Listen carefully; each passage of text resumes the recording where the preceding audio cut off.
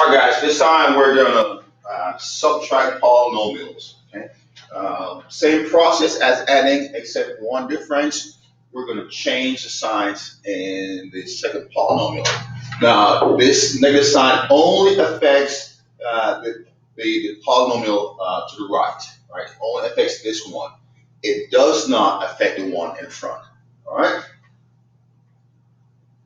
Now, when we subtract polynomials, we're going to change the signs in the second polynomial.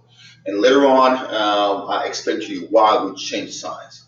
But for now, when we subtract, we just change the signs in the second, all the signs in the second polynomial, okay?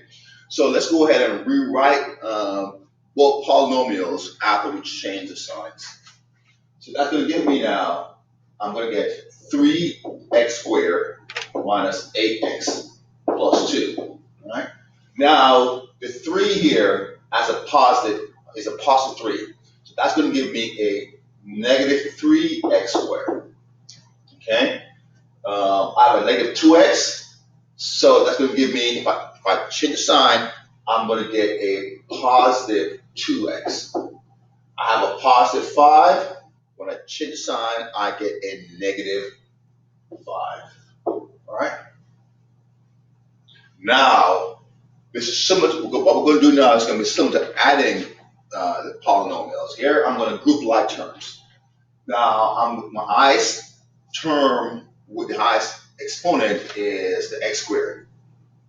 All right, my highest exponent is x squared. So my first one is going to be 3x squared.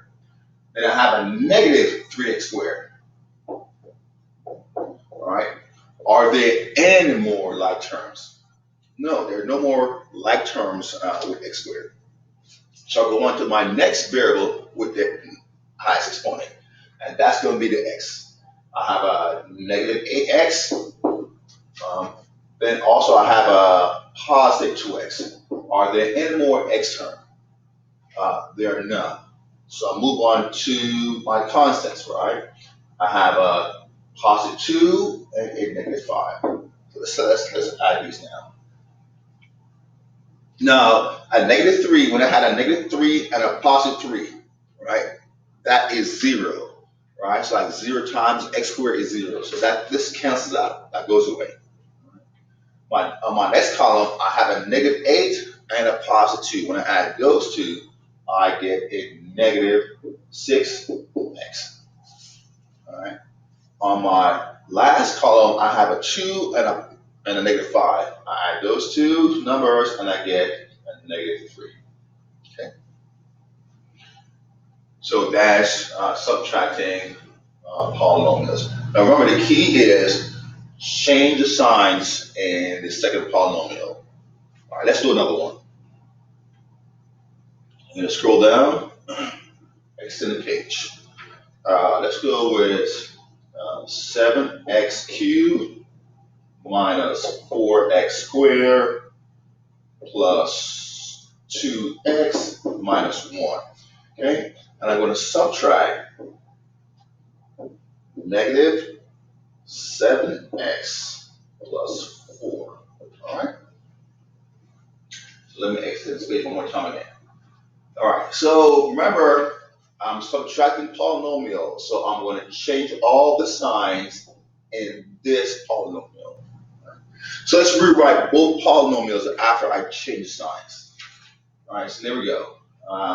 That's going to give me 7x cubed minus 4x squared plus 2x minus 1. Okay. Now, I'm going to change the signs of the negative 7x, right? I'm going to change the sign right here. So that gives me a positive 7x. The plus 4 becomes a negative 4. Sorry, negative 4. All right. So let's group my terms down. I'm ready to add. So my term with the highest exponent is the 7x cubed. So I'm going to start with that first. 7x cubed. Are there any more like terms in the polynomial?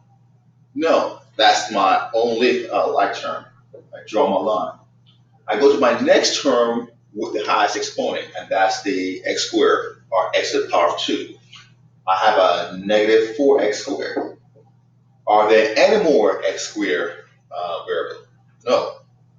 Okay. So I'll move on to my next term, which is the x's.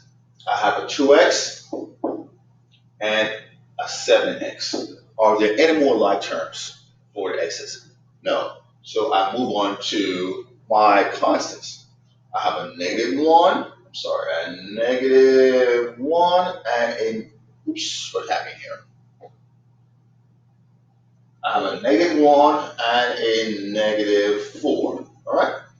So let me go ahead and add now. 7x cubed is by itself, so that stays the same. Negative 4x squared is by itself, so that stays the same. So I just bring that down. I have a 2x and a 7x. I'm going to add the coefficients, so that gives me 7 and 2. That's going to give me 9x plus 9x. I have a negative 1 and a negative 4. I add those, that gives me a negative 5. All right? So remember, when we subtract polynomials, right, we just change the signs within the parentheses and then group like terms and add them. Okay? So that is subtracting polynomials.